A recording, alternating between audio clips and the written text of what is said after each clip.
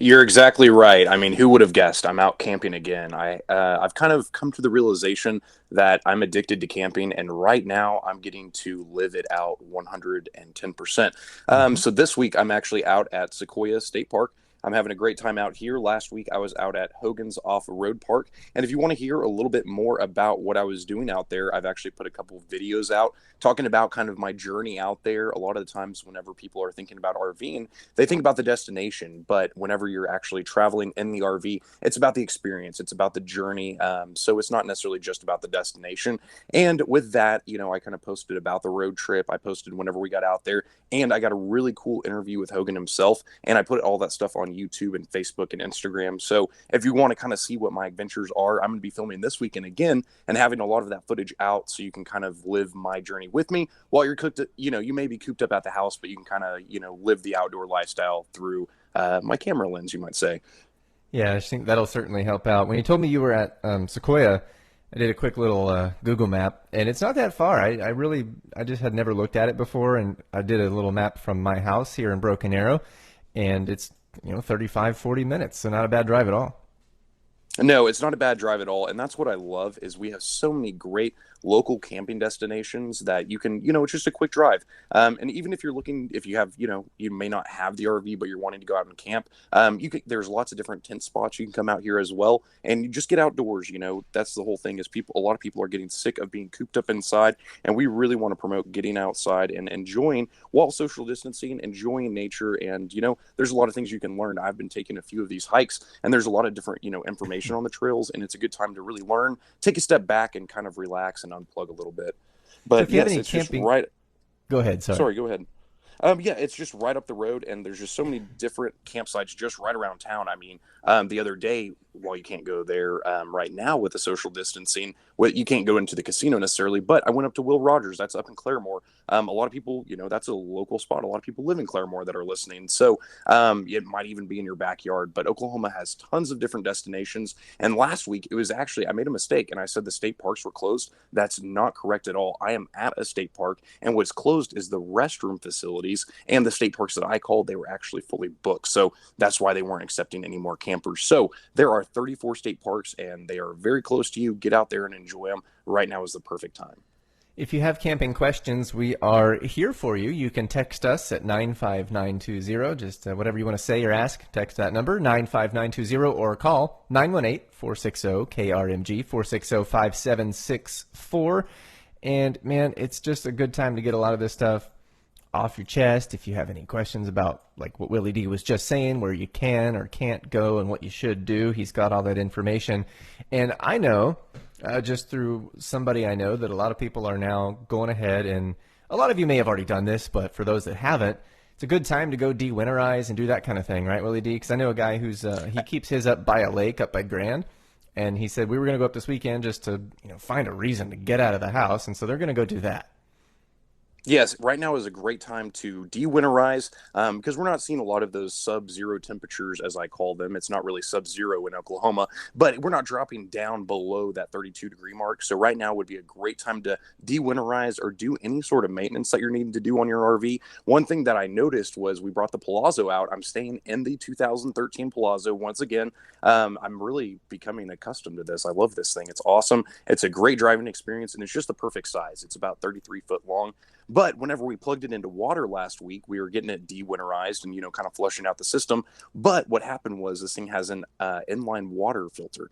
And unfortunately, it had some water in there over the winter time, and the previous owner did not winterize it properly, and so it cracked. And so today I'm actually going to be doing a little bit of maintenance. We're going to be replacing that, and I'm actually going to be doing a video on how to do a little bit of how to repair your water lines and how to kind of repair and replace that water filter so people can see and kind of learn. But right now is a great time to do that maintenance, and today's going to be a great day. It's going to be close to 60 degrees, so I would highly encourage, go out, go ahead, run your slide outs out, make sure everything's working properly, and jump in the driver's seat and go on out there and hit the road. It's about turning miles into memories. So Hmm. going out there and start making some memories for yourself. I like that. You guys should use that. It's actually our slogan. So Oh, we use perfect. it all the time. You'll hear it in all of our commercials. I kind of live it, but it's something that we live every single day at Wade's RV. It's really cool. We talk about, how at Wade's RV we really live the lifestyle. Right now, I'm able to live the lifestyle a little bit more than normal, and I'm absolutely loving it. But all of the guys that are at work, they all camp. They all go out and do this. Wade is an avid camper. Everyone loves to do this sort of thing, and we actually have group camping trips and go out all the time. And this is just what we live. So we're absolutely turning miles into memories. And the thing is, you want to, whenever you're going out, you bring your friends, you bring your family, and you bring them, and they get to experience that stuff with you. So it's kind of killing two birds with one stone. Well, we've got some cool information on the show for you today, and remember to text us at 95920 if you want to add to this or have any questions. But Willie D is going to tell us about some of the technical aspects around RVs, and not just, features and accessories. We do that a lot, and that stuff's really cool. But today we're going to kind of get down to the studs, literally, and talk about how they're built, how they're later destroyed if it's the end of an RV's life. I always wondered about that, and actually, because I'm so weird, one of the things that stresses me out, not daily, but when I think about it, is the number of cars on the planet and just where are they all going? Not every, you sell your car or your car's done, so they just get stacked up and crushed in a pile somewhere. But RVs, I guess it's a little different. We'll learn about that. And then we'll talk about memories with your family again and different repairs that may be done and what you can be doing during this time. So before we go to our first break, Willie D, let's talk a little bit about how RVs are built. The only thing I know is that most of them are built in Indiana.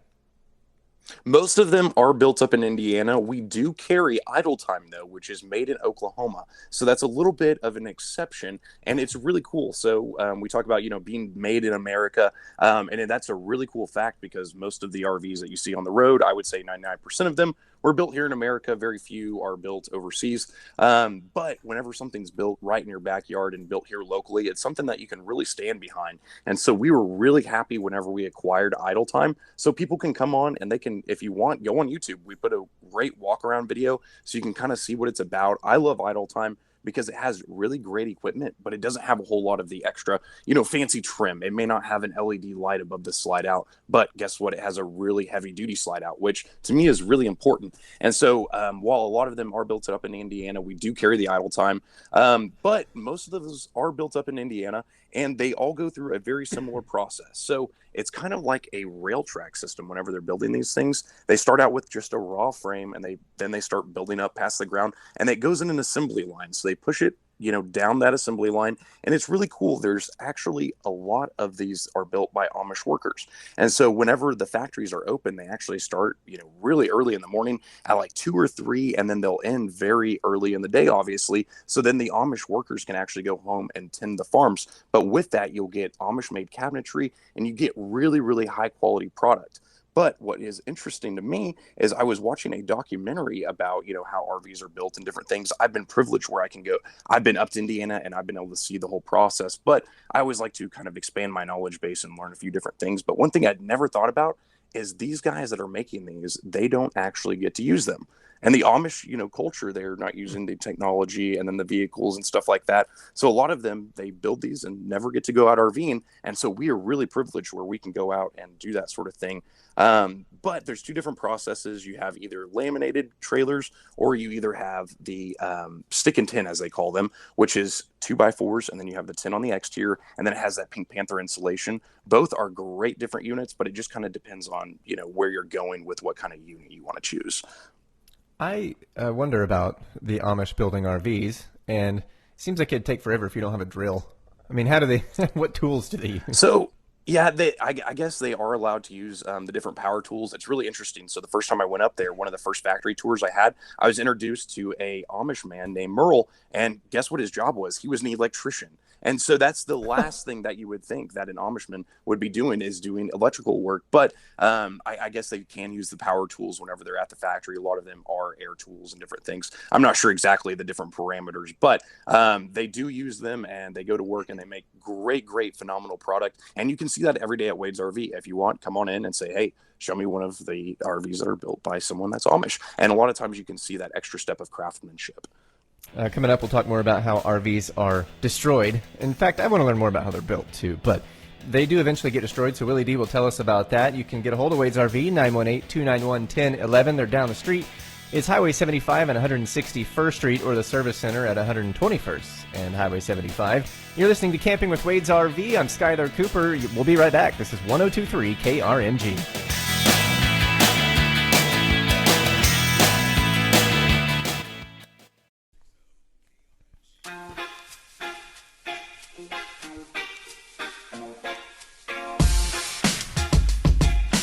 Welcome back. It's Camping with Wade's RV, 102.3 KRMG, Tulsa's News and Talk. Skyler Cooper and Willie D broadcasting remotely today and for a couple of weeks, probably. This song is called One More Night. I wish it just was, but a couple of weeks of this isolation stuff and everything that's going on due to COVID-19 in the world, in America, in Oklahoma, in Tulsa.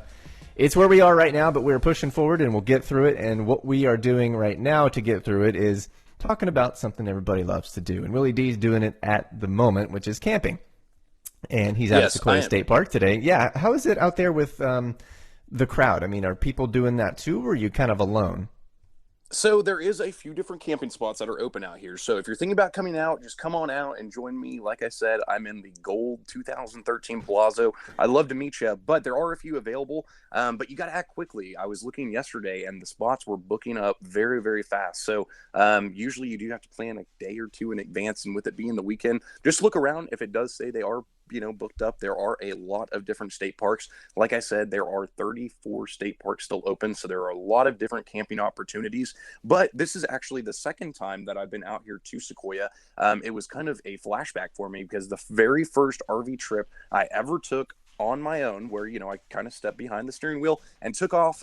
This was actually my first destination, so it was a really big throwback, and it was really cool to come back. This is a great state park itself. It's really clean. They have really great roads, great facilities, and they have great hiking trails and just a lot to do. But one of my great friends, Carlos, he comes out on almost every single one of my camping trips. If I'm not mistaken, he's come on just about every single one of them. But this is actually one of his favorite destinations. So he gave me the idea this week to come on out here, and he wanted to show me, what he loves about it. So I brought him, and he actually is here with me, and I brought him to talk on the show and kind of tell a little bit about the park and what he loves about it himself. Hey, how's it going, Skyler?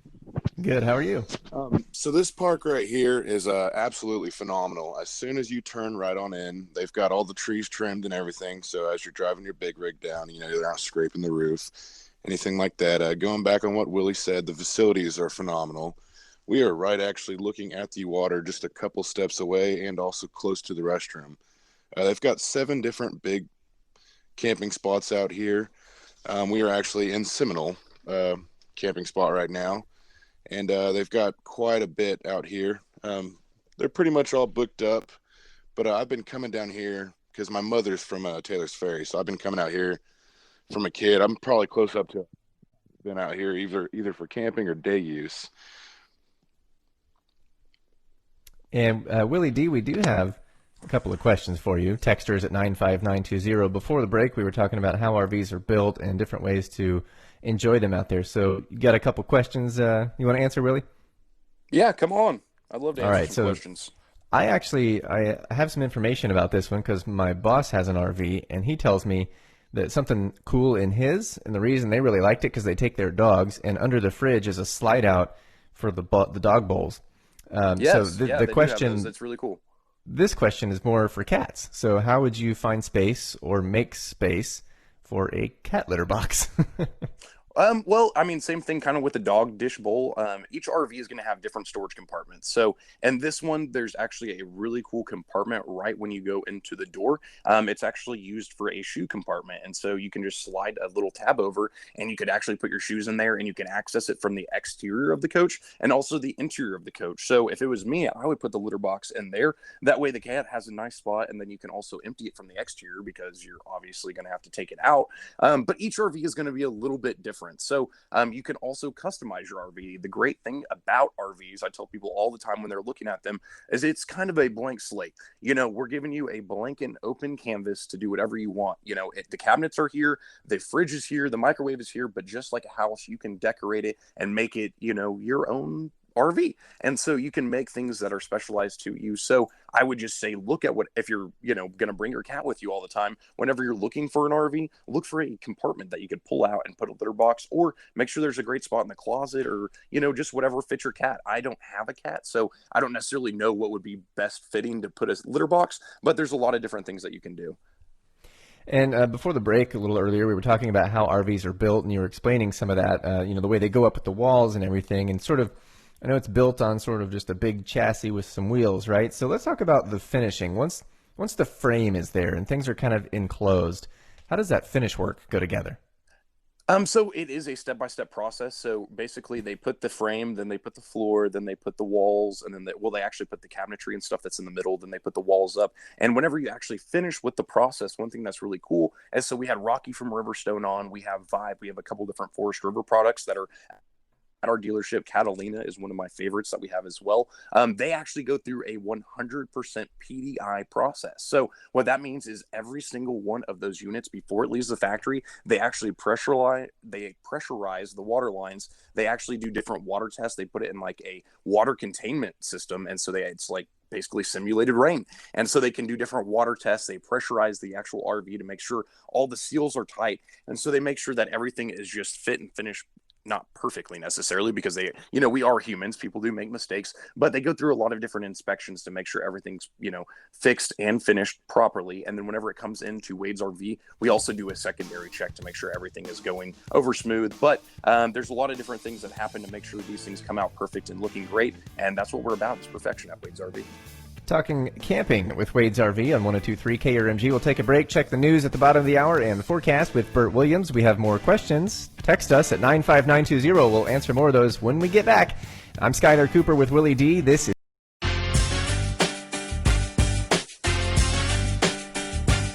Welcome back. It's Camping with Wade's RV on KRMG. I'm Skyler Cooper. Willy D is with me, but he's way over there at Sequoyah State Park because we are broadcasting remotely due to COVID-19 and all the restrictions that are in place, not only around town, but even at the radio station. A lot of people aren't working in the building, and if you're a Saturday listener only, just know that we're doing this during the week. Like the whole KRMG Morning News is broadcasting from home. There's one person running the buttons.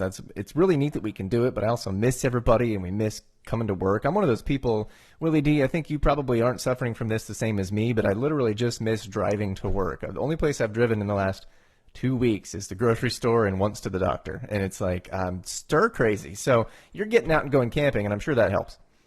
Yes, yeah, it absolutely does. Yeah. And I get to take the road trip. So I'm definitely turning those miles into memories, but it is a little bit different. So with that, I was actually supposed to be up in Indiana. Newmar was having a conference this week to kind of show us all the new and improved. We talked about Newmar and all the cool stuff. Newmar is such a cool company. This week, we have different classes that we take with Newmar to make sure we're, tip top on all the information. But one thing I kind of forgot about was Newmar was the ones that invented the slide out. So people love slide outs, and it's something that a lot of people take for granted, but they're the actual people that invented it. So they were having the video conference. That's how we attended, so we could see all the new and improved. And man, oh man, they are coming out with some cool stuff. One of my favorite things is, if anyone has a gas coach of any brand in the last 20 years, that the steering wheel is the same Ford steering wheel that they've been using since like the early 2000s. And if you've ever used that steering wheel, Skyler, there's about 3 buttons on it: cruise control, turn it on, turn it off, and then like the resume button. So there's not very much that you can actually do on that. And they actually have come out with a new chassis and a new steering wheel to bring those innovations a little bit more up to date. So I would say it's probably more of a 2013 steering wheel or so, but you can actually control music, control different things, check fuel diagnostics, a lot of very, very useful information you can access right there on your steering wheel, and it's very accessible and easy to get into. So lots of different cool innovations that they're coming out with. They actually came out with the very first diesel toy hauler Class A. So that's a really super cool innovation because Wow. before you either had to have a Super C with the toy hauler in the back, or you had to, get a gas rig of some sort. So, very, very cool things up and coming with Newmar. And so, with the COVID-19, we are definitely life's changed a little bit. Yeah, you're definitely right about that. But I am very lucky and very privileged to be out here camping right now at Sequoyah State Park. This is a great park, and one of my favorite things about it, it has concrete pads, and they have grills, and they have fire pits. So very nice and very accommodating, and it's really easy to set up and get leveled and just get out there and go camping. You mentioned some videos earlier because you attend via video conference, and you heard Bert in the news say that Zoom is one of those places, or that company that's really having some issues right now. It's a good problem to have for them. Their users have, I don't even want to say doubled or quadrupled because it's way more than that. But Yeah, basically, absolutely. video stuff is huge right now. And you guys are doing that not only to have your meetings and go to conferences virtually, but you mentioned at the very beginning of the show, and we have a text question for you at 95920. If people want to see your how-to videos and your guidance and your tours of RVs, where do they find that again? So most of them, I like to put all of them on YouTube. So a little bit more of the lengthy stuff where you may not want to watch it on Facebook. If you're looking for the very in-depth how-to and walk-arounds, go to our YouTube. It's very simple, just Wade's RV, Wades RV, as in recreational vehicle, and it'll pull right on up. And we have some great videos. This last week, I put out a couple different videos. One featuring Hogan, as I mentioned. So it's kind of the story of how Hogan's off-road park got started and how it was founded, and a little bit about those trails and stuff. He gives a little bit of the history about that. And then also a little bit about my road trip that I took out. And there's lots of great footage. And then there's lots of great walk around videos as well. So I was talking about the Oklahoma made RV, the idle time. That was the last full walk around that I did. So you can go on there, check that out. And then also make sure to follow us on Facebook and Instagram, because that's where we put a lot of the day-to-day happenings at Wade's RV. A little bit of a spoiler alert. We have lots of great content coming out this week. Like I said, I'm out here in the 2013 Palazzo, and it is for sale. So if you're interested in it, go online. It's a great value. This thing only has 24,000 miles on it, and it's only $82,000 if I'm not mistaken. So great deal, great value. Check it out online. But I'm going to be putting some videos out this week. For one, like I said, how to fix that water filter, and then also a little bit about the state park itself, some trails and different things you can do out here. So if you're sitting at home and you're cooped up, go on YouTube. I have a lot of great stuff that you can watch to keep yourself entertained. I like the idea that that is for sale and you're out camping in it right now. So someone's going to come look at it, like it, and want you to hand over the keys, and then you're going to have to Uber home. Exactly. I love the idea. Come on out here, check out the RV, and I will definitely grab an Uber home. I don't think that'll be one problem at all. Or I might just call Wade and have him come pick me up. It'd be a good surprise for him if I just have a check waiting for him. Earlier, we were talking about the construction process of RVs. Let's talk about the deconstruction, or the destruction, if you will, because I'm assuming this is for maybe parts recycling or just storage, because they're big, and where are you going to put all that stuff? It's not like a car that you crush into a pancake and throw it on a pile. So tell me a couple of things. How do they do that? Why do they do that? And just kind of that process. So you can't necessarily just crush it like a car, like you said. I mean, these things are 40 up to 45 foot long. They weigh a lot, so it'd be very hard to pick it up. But hey, if you come to Wade's RV, we do have the lift where we can lift these. But it would be pretty hard to crush these. So a lot of times, just like whenever you're using your RV in its actual life, you're having a good time and you're having fun. A lot of times people will actually go to the different scrap yards. There's different scrap yards for RVs. So if, let's say it had water damage or something, a lot of times you can go to a scrap yard and find a engine out of an RV that has very low miles, very high horsepower, different things. Or if you just need parts, you can go there, get parts off of them. That's one way people get rid of RVs. Another way people get rid of RVs is they will go to the scrap yards, or they'll just find RVs that people, have sitting around in their yard, haven't been started up in a while. They'll get them fired up, and then they actually go to demolition derbies. I don't know about you, Skyler, but I love fireworks and I love demolition and different things like that. So I want to go to an RV demolition rally. But that is one thing that I found out they actually do, and it's really popular. I don't know if you would necessarily call it a sport, but it's a huge hobby in a lot of different places. I guess you do see them sort of reused at monster truck rallies. They use them to crush and run over them. Yeah, that is one use, but to me, I think I'd rather be behind the wheel and just, ripping and roaring and having a good old time in it. There's lots of different things that you can do, but also if you are looking for parts, that's a great way to get parts is go to those scrap or salvage yards, and you can find a lot of good, useful equipment there. One thing that we do at Wade's RV is we actually, whenever we're swapping out furniture and stuff, we keep the old furniture. So if someone orders a new couch, we will take that out and then we will actually keep it, and so then we can actually supply other customers with replacement furniture or replacement parts. I've kind of made the joke a couple times. One thing that we have that's a really rare part, but I'm sure someone out there is looking for it, is we have a front door off an American coach. So if you're looking for a front door off an American coach, we have you covered. But we have lots of different parts if you're looking for that, or if you're looking for something very hard to find, give us a call at Wade's RV, because my parts guys, Larry and John, they can find it all. I mean, I've gone to them with some crazy stuff, and they've always performed and always pulled through for me. That reminds me, you guys do have a wide variety of things because you take trades on anything like mowers and boats and things for RVs. But I'm reminded of maybe a month ago or a little more, you had this just talking about things coming apart and old stuff being destroyed. It reminded me of that old 70s RV you had that was in mint condition. Some of it was redone, some of it was original because it was inside the whole time. Yes. Do you still have that thing? What was it? We don't. It actually is sold. I believe it was last week or the week before with this confinement stuff. My times have kind of been, all out of whack. Yeah, but me too. it did leave the last week or two, and it was actually a customer found it from all the way out on the East Coast. So it was a really incredible story. They heard about it and they found it online, and they just came. I mean, they called us right away. They did not want that thing to slip away. Like I said, I was shocked it lasted as long as it did, but they took advantage of that and they came down and they have themselves one of the coolest RVs in my opinion. But we do not have that, but we do have lots of different motorhomes that you can take advantage of and travel trailers.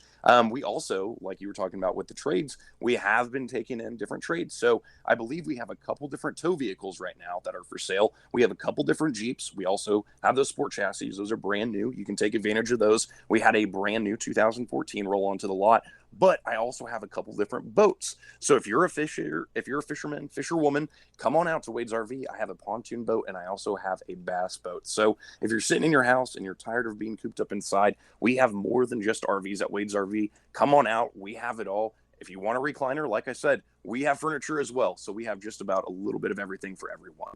You said fish a second ago, and that reminds me that you love to give advice on what to take with and eat and cook when you're camping. So when we get back from the break, I want to know what you're doing this week, because we talked last week a little bit about what you were having and what you're going to be doing. I know you're a frozen pizza guy. I'm with you there, but it's a little different when you're camping. So we'll talk about that. And any questions you have, text us at 95920. This is Camping with Wade's RV on KRMG.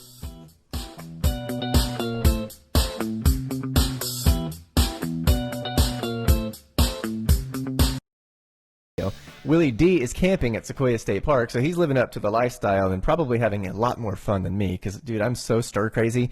I think next week I'm going to string an extension cord out to the center of my backyard just so you can hear some birds, and I feel like I'm camping with you. Well, I think you just need to come on out camping with me. That's the solution right there.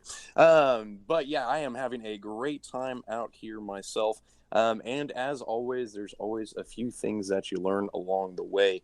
So this week, we were talking about, what kind of food I brought with me. I learned a few interesting lessons this week. So last week, it seems like a very common thing that happens to me is I always forget ketchup. I'm a big ketchup fan whenever I'm cooking hot dogs and brats and different things like that. So if you go to my office, there's like 4 or 5 different ketchup bottles from whenever I get back from the RV trips. I throw them in my office fridge, and then they just sit there. And then whenever I'm packing up, for some reason, I never learn from my mistakes, and I always forget the ketchup. So this week, of course, I forgot the ketchup again. And so Willy D, I stopped in at QT. Yes, sir. hang on one second. I'm just going to warn producer Bryce that the phone lines are about to blow up because are you saying you put ketchup on your hot dogs? I definitely do put ketchup on my hot dogs. Do you not?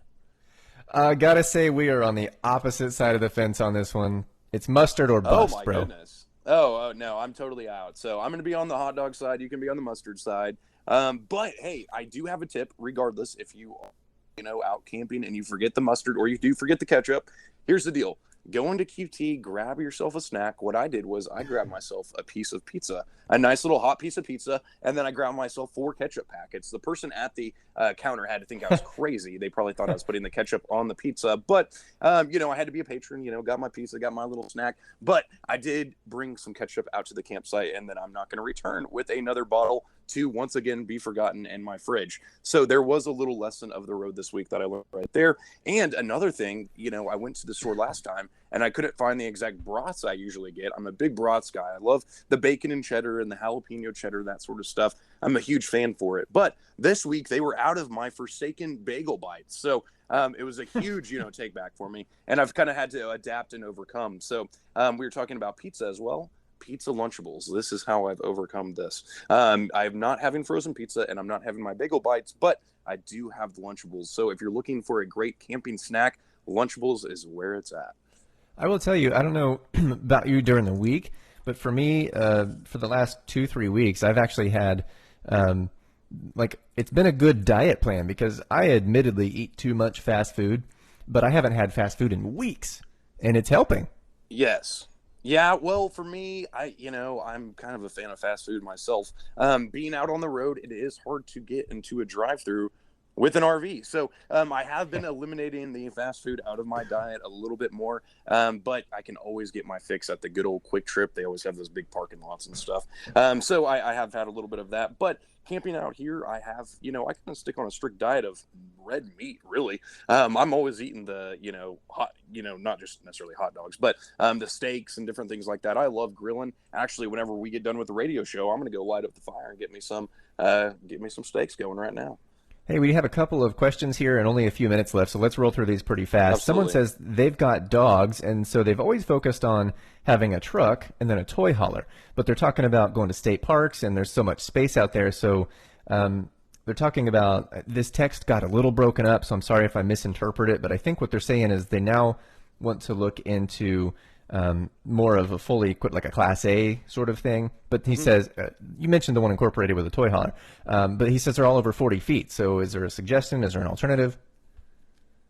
With that, there are a lot of times you can get the Class C toy haulers if you're not necessarily looking for a Class A. They do have those Class C toy haulers that are more so like 36 to 38 foot. That would be my necessarily solution. I would have to look up to see what the Newmar length is, but I do think it does hit 40 foot. So I would look more so for the Class C option.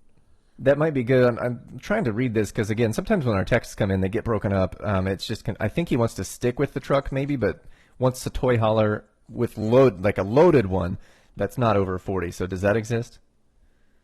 Yeah, they absolutely do make toy haulers that are not 40 foot. So we actually had a really great used torque not too long ago. But yeah, if you come on into Wade's RV, we can get you hooked up. Just come on in, tell us what you're planning on doing, and I'm sure we'll be able to fix a solution for you.